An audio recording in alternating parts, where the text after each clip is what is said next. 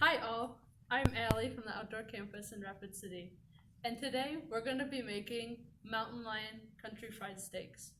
This will be great for if you guys go out and you get your own mountain lion, or if you get some meat from another hunter this time of year. A few things before we get started. It is important cooking any kind of pork or mountain lion or bear to make sure that it does get to 165 degrees or basically well done, so that you don't get any bad diseases or anything like that. So let's get cooking. So here we have some mountain lion steaks that we had in our freezer, and took them out, thawed them out, and now we are going to start prepping our country fried steaks.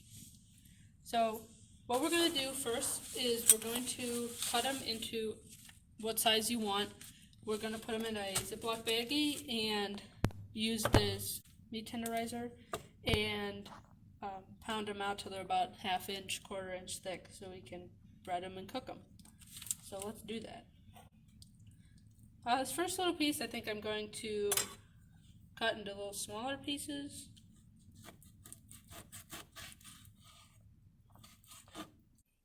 This one I am going to cut in half, vertically though, or horizontally. There we go. So that made that a little thinner, so that'll be easier to pound out. So these will be a little bigger steaks, and these will be a little smaller ones. Alright, then we're going to take the flat end of our meat tenderizer, because the pointy end would probably work fine, but it might tear at the baggie. So we'll try this here. Once you have your steaks pounded out to flattened, now we are going to mix up our breading. First, we're going to need some flour, and then some eggs, some breadcrumbs, and some seasonings if you want seasonings in them. So I already got some flour. It doesn't have to be a certain measurement, just put some on a plate or a bowl or something. I'm going to add some garlic. I'm going to add some pepper and some onion powder. And this is all based off your judgment, so you can add as much or as little as you want.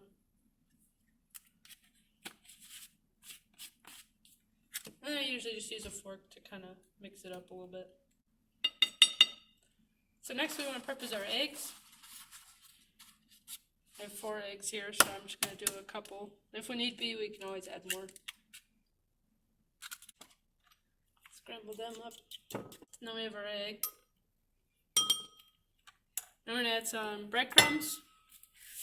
And it doesn't really matter on the amount, just enough. You can always add more.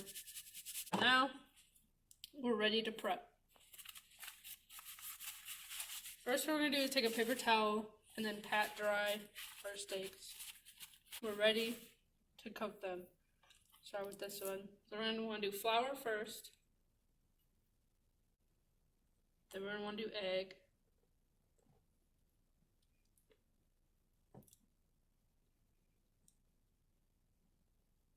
And then into the breadcrumbs.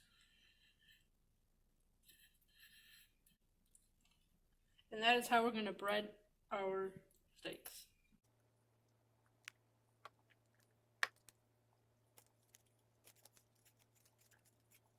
Now we have our steaks breaded and ready to go. I have the stove on about a medium-high heat, and once the oil is ready to go, we will cook our steaks. We have a coating of vegetable oil at the bottom of the pan. We are going to put in our steaks. Start with the small ones first because they cook faster. Turn up the heat just a little bit there.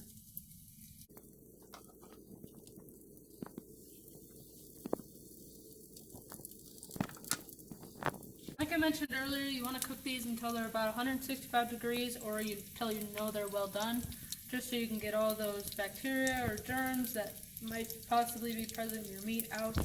That's standard with pork along with mountain lion. Most pork recipes you can actually exchange mountain lion for. Mountain lion tastes and cooks a lot like pork, so it's very similar in how you can make it.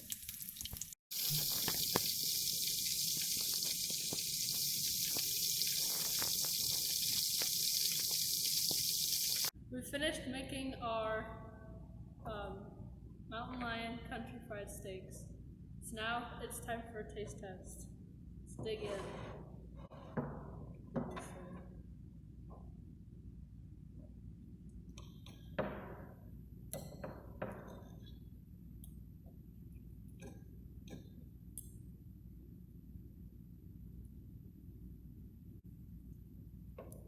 Tastes just like country fried steak. Another thing to make sure when you're cooking is to make sure your steaks are pretty thin compared to, because if they're really thick, it might take them a long time to cook. Definitely would be great paired with mashed potatoes and gravy, maybe some corn. It'd be a great family dinner. So I highly recommend if you're out there in the field and you guys get a mountain lion or end up with some mountain lion meat, give this recipe a try. So get out there, do some hunting, and make some fantastic meals.